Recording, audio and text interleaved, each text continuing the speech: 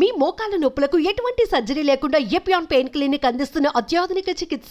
కొన్ని సార్లు అది అపోహలు అవ్వచ్చు, కొన్ని సార్లు అవి ప్రాణాంతకంగా కూడా మారచ్చు. నేను మాట్లాడుతున్నాను ప్రత్యేకంగా మత్తివ్వడం గురించి.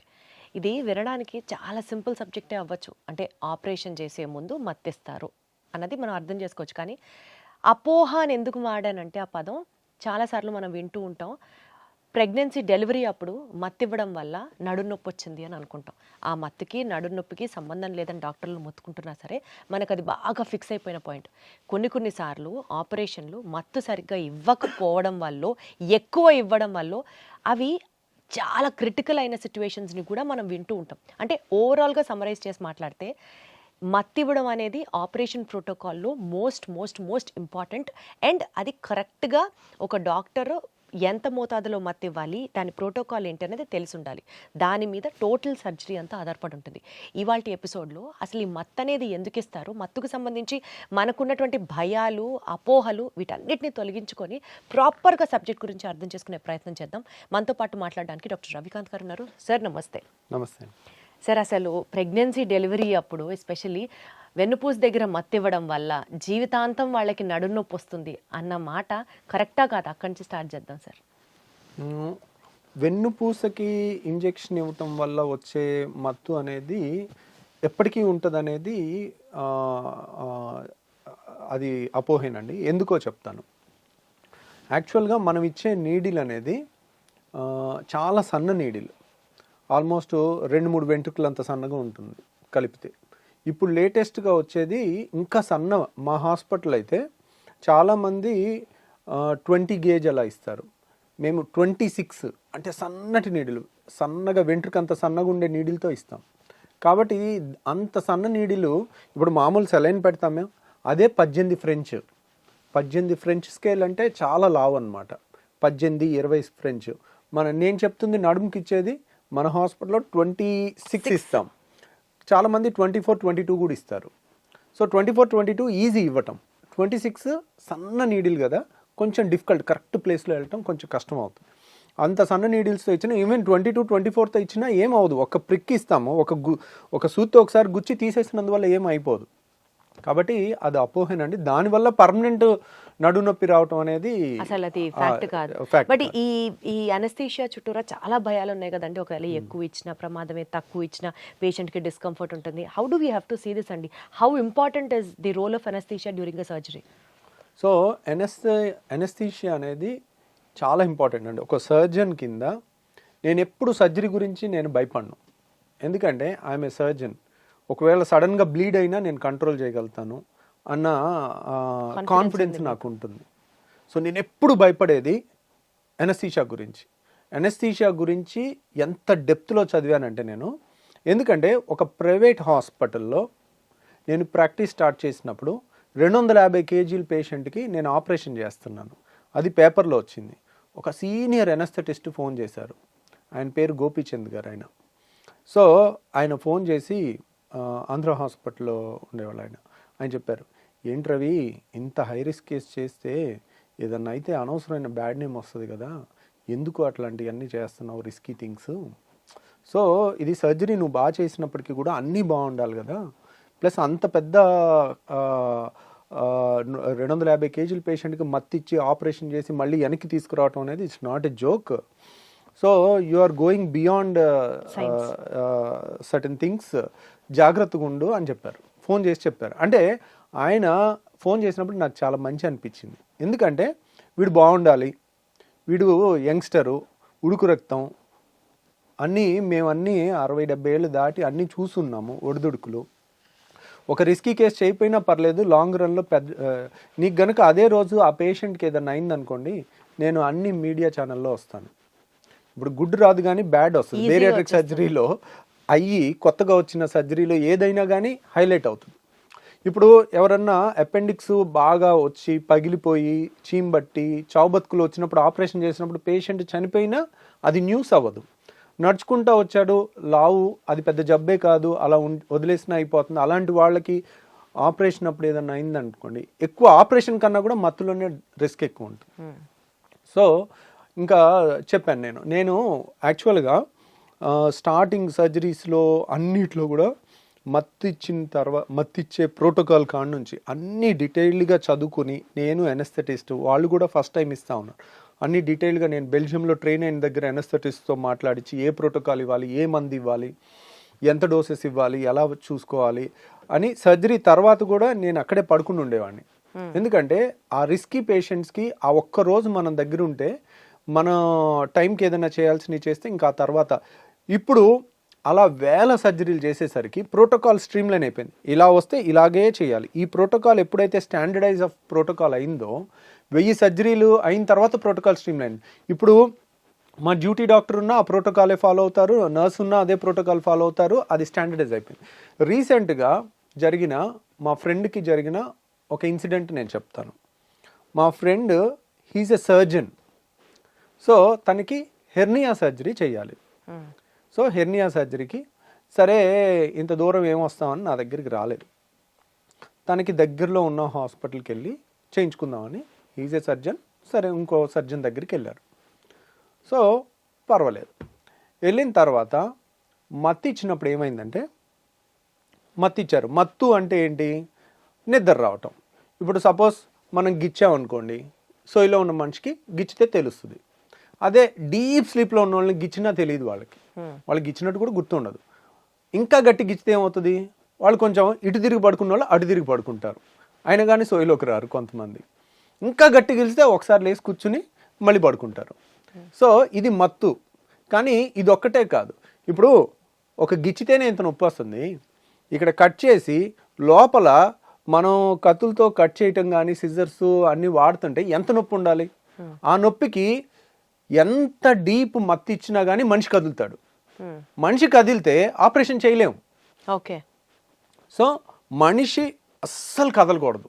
మత్తు అంటే నిద్ర ఒక్కటే కాదండి, 3 కాంపోనెంట్స్ ఉంటాయి. ఒకటి మత్తు ఇవ్వటం అంటే నిద్రపుచ్చటం, రెండోది పెయిన్ తెలియకుండా పెయిన్ కిల్లర్స్ ఇవ్వటం, మూడోది మజిల్ రిలాక్సేషన్. అంటే ఒక ఇంజెక్షన్ ఇస్తాం, దాని మజిల్ రిలాక్సెంట్స్ అని కొన్ని ఇంజెక్షన్స్ ఉన్నాయి. అన్ని బాడీలో ఏది కదలదు అనమాట. అదే ఇప్పుడు మీరు సోయిలో ఉన్నారు, మీకు కనుక ఆ ఇంజెక్షన్ ఇక్కడ పెట్టి ఇచ్చాను అనుకోండి, మీ బ్రీతింగ్ ఆగిపోతుంది. బ్రీతింగ్ ఆగిపోతే 5 నిమిషాల్లో ప్రాణం పోద్ది. ఓకే. ఏం చేయాలి? పొరపాటున ఇంజెక్షన్ ఇచ్చామనుకోండి, వెంటనే మీకు వెంటిలేటర్ పెట్టి ఒక పావు గంట వెంటిలేషన్ చేస్తే దాని ఆ మజిల్ రిలాక్సెంట్ ఎఫెక్ట్ పోయిన తర్వాత మళ్ళీ మీరు సోయిలోకి వచ్చేస్తారు. మీ మజిల్స్ మీ కంట్రోల్లోకి వస్తాయి. అలా మత్తు ఇచ్చే క్రమంలో ఉన్న మజిల్ రిలాక్సెంట్ బాగా ఇచ్చి మత్తు మందు తక్కువ ఇచ్చారు. సో పేషెంట్కి ఏమైంది? పేషెంట్ నిద్ర రాలేదు, కానీ బాడీలో కండరాలన్నీ ప్యారలైజ్ అయిపోయినాయి. అంటే తను కళ్ళు ముయ్యాలనుకున్నా ముయ్యట్లేదు, బ్రీత్ తీసుకోవాలన్నా బ్రీత్ ఆడట్లా, ఉక్కిరిబిక్కిరి అయిపోతున్నాడు. వెంటిలేటర్ పెట్టడానికి కొంచెం టైం పట్టింది. అసలు మత్తుకి ఊపిరాడడానికి సంబంధం ఏంటి సార్? ఊపిరి ఎందుకు ఆపాలి మత్తుకి? బాడీలో కండరాలన్నీ ఒకటేనండి. మీరు కన్ను బ్లింక్ చేయాలన్నా కండరం కదలాలి, చెయ్యి కదలాలన్నా కదలాలి, కాలు కదలాలన్నా కానీ, బ్రీతింగ్ తీసుకోవాలన్నా కదలాలి. ఓకే. మనిషి అస్సలు కదలకూడదని మత్తిస్తే బ్రీతింగ్ కూడా ఆగిపోద్ది. ఆ ఊపిరి తీసుకునే కదలిక కూడా సర్జరీకి పనికిరాదు. అంటే అదొక్కటి ఇదొక్కటి ఆపి అది ఆపకుండా చేయలేము. కాబట్టి అన్ని కండరాలు ఆగిపోవాలి. ఆగిపోయినప్పుడు ఏంటి? బ్రీతింగ్ ఆగిపోతే ఏం చేయాలి? వెంటిలేటర్ పెట్టాలి. మనం ట్యూబ్ వేసి ఊపిరితిత్తులోకి డైరెక్ట్ ట్యూబ్ వేసి ఆక్సిజన్ అన్ని ఇస్తూ వెంటిలేటర్ మిషన్ మీద పెడతాం ఆపరేషన్ అయినంతసేపు. ఆపరేషన్ అవ్వగానే మళ్ళీ అన్ని కండరాలు కంట్రోల్కి వచ్చేటట్టు, అన్ని మత్తు రివర్స్ అయిపోయేటట్టు మందులు ఇచ్చేసి రివర్స్ అయిపోగానే బయటికి తీసుకొస్తాం. కాబట్టి ఈ క్రమంలో మత్తిచ్చే నిద్రపుచ్చే మందు తక్కువ ఇచ్చారు. కాబట్టి మనిషి కదలకుండా ఉన్నారు. వాళ్ళకు ఉక్కిరిబిక్కిరి అయిపోయింది, వెంటిలేటర్ పెట్టింది అంతా తెలిసింది. తర్వాత వాళ్ళకి ఆపరేషన్ చేస్తుంది కూడా తెలిసింది. మీకు దీంట్లో ఎవేక్ అని ఒక సినిమా ఉంది, ఇంగ్లీష్ సినిమా. ఆ ఎవేక్ అనే సినిమాలో ఏం చేస్తారంటే, హార్ట్ ఆపరేషను మత్తులో మూడు ఉంటాయి కదా, మజిల్ రిలాక్సెంట్ ఇచ్చి మనిషిలో చలనం లేకుండా ఉంటుంది, కానీ బ్రైట్గా ఉంటాడు. అలా సోయిలో ఉన్నప్పుడు డీప్ మత్తు ఇవ్వకుండా వాడికి ఆపరేషన్ చేస్తాడు కావాలని, కక్షతో చేసి హార్ట్ ఆపరేషన్. అది కూడా ఈ రంపంతో ఈ ఎముకని కట్ చేస్తారు. కట్ చేసి ఛాతీని చీల్చి హార్ట్ మీద ఆపరేషన్ చేసేది అంతా కూడా వాడికి తెలుస్తూ ఉంటుంది. వాడి మనసు అరుస్తూ ఉండేది కూడా ఎవేక్ అనే సినిమా మీరు చూడండి, సేమ్ అదే ఈ డాక్టర్కి జరిగింది. అంటే మత్తు సరిగ్గా దొరకలేదు, మజిల్ రిలాక్సెంట్ వచ్చింది, అదొక నరకం అనమాట.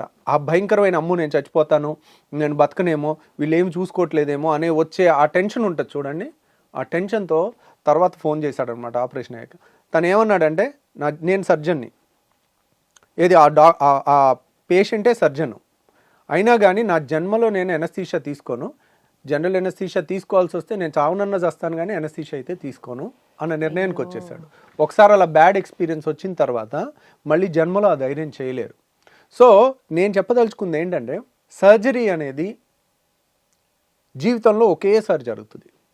సర్జరీలో ఒక 100-200 స్టెప్స్ పర్ఫెక్ట్ హార్మనీలో జరగాలి, పర్ఫెక్ట్ ప్రోటోకాల్లో జరగాలి. దాంట్లో చాలా ఎక్స్పీరియన్స్ ఉన్న వాళ్ళు కానీ, మంచి నాలెడ్జ్ ఉన్న 100కు 100 మార్కులు వచ్చినా కూడా సరిపోదు. అంటే 100కు 99% అంటే సరిపోదు.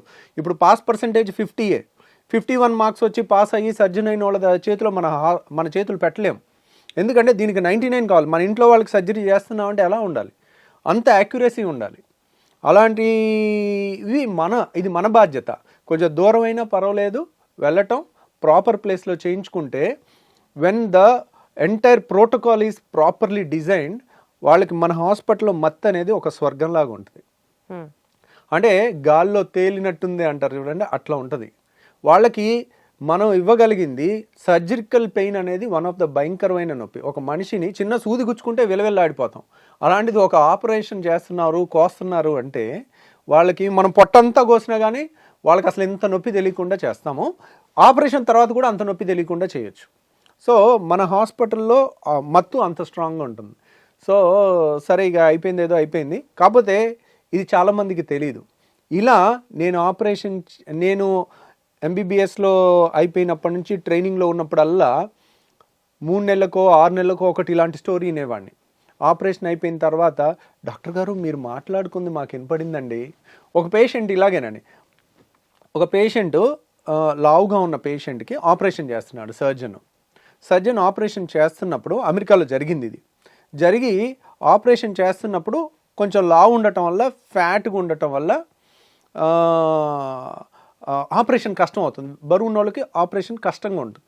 అయితే ఆ సర్జన్, ఇంగ్లీష్ సర్జన్ చేస్తూ ఇది ఇంత కష్టంగా ఉంది, చాలా స్ట్రగుల్ అవుతూ ఉన్నారు, అంత ఫ్యాట్ అడ్డొస్తూ ఉందని చెప్పి తను నోరు జారి ఫ్యాట్ అని ఒక అనకూడని వర్డ్ అన్నాడు.